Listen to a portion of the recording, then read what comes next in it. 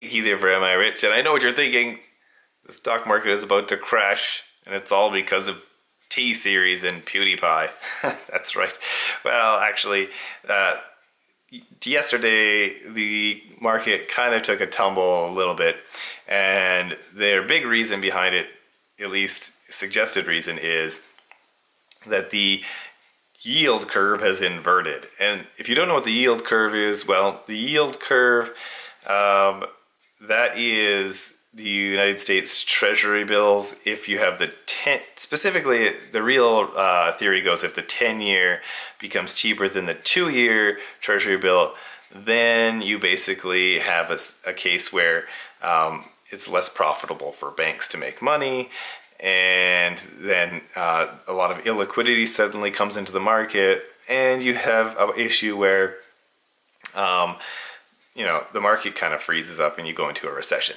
So that's the theory behind it. Now, what has actually happened? Well, what actually happened was not the 2-year, but everything shorter term than the 2-year has become more a higher rate than the 10-year.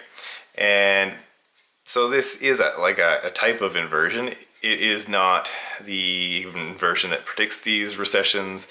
And the prediction of the 10-year and the 2-year, it has predicted, I think, the last 7 recessions well, depending on how you look at it, but the last 7 major recessions in the United States.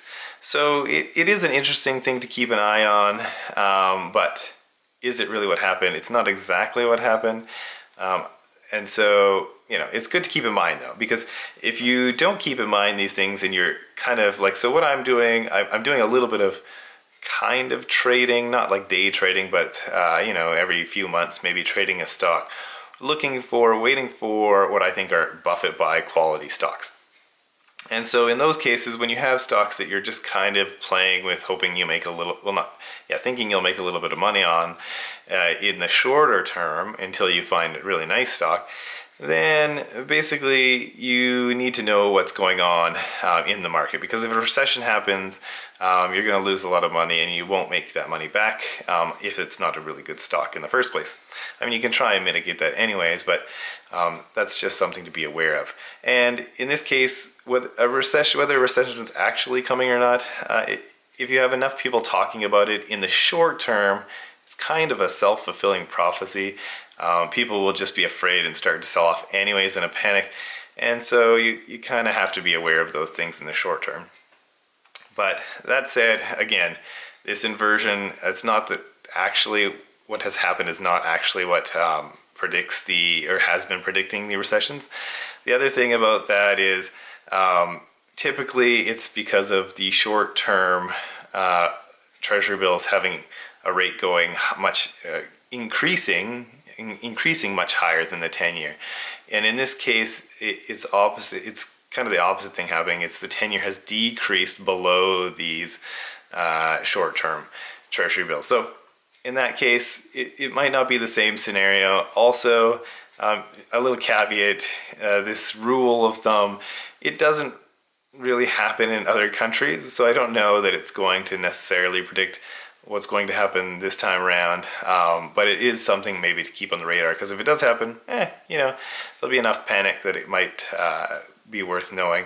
And that said, again, even if it does happen, the recessions usually happen like 7 months to maybe 2 years after this inversion.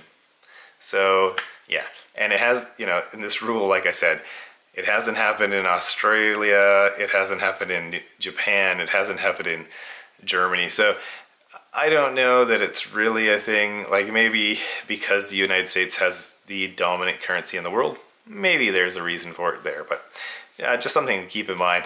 Anyways, so let's get on to what we're actually here for.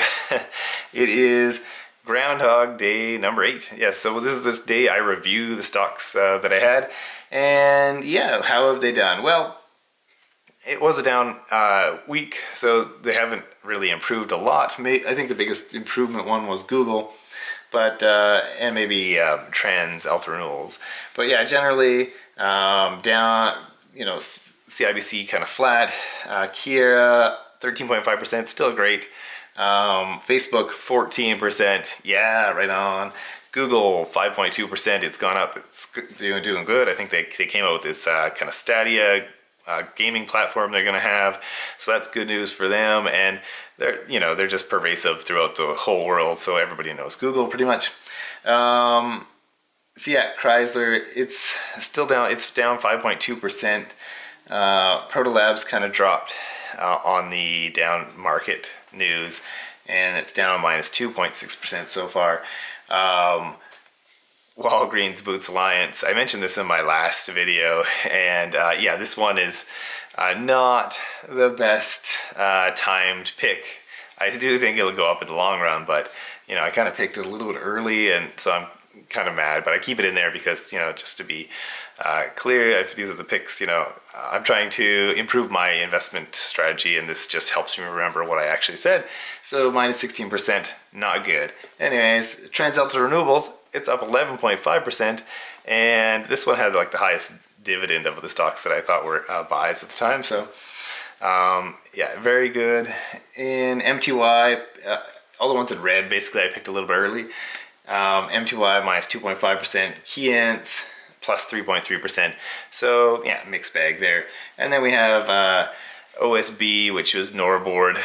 They make oriented strand board wooden panels and other types of similar things to plywood, I guess, or particle board kind of things. They're down 1.3%. So anyways, kind of a going nowhere thing in the last week, but the whole market was down the last week basically, so I don't know if that really means much. Anyways, but yeah, so remember, these are the rates that they have improved or not improved since the time I posted the video about them, and just for keeping track. Now if you had purchased, now I recommend, I'm just trying to bring out stocks that I think have a lot of potential, and then, hopefully people can do their own research, and this just helps people find interesting stocks. And then also helps me think about the way I invest. But as far as these stocks go, if you had purchased in equal portions of money at the time I said buy these stocks into the S&P, you'd be at 2.4% right now. And that's okay, I guess. And then if you had purchased the ones I had said were buy, well, you'd be at 1.8%. So a little bit lower. So kind of disappointing there. Yes, I'm not doing as well as the S&P right now. And I did talk about it in my last video. The reason, in part, is because of the kind of early picks I think I did on the last couple stocks, which are marked in red. And yeah. Walgreens Boots Alliance, if you didn't have that one in the calculation, I'd be sitting at 3.5% right now.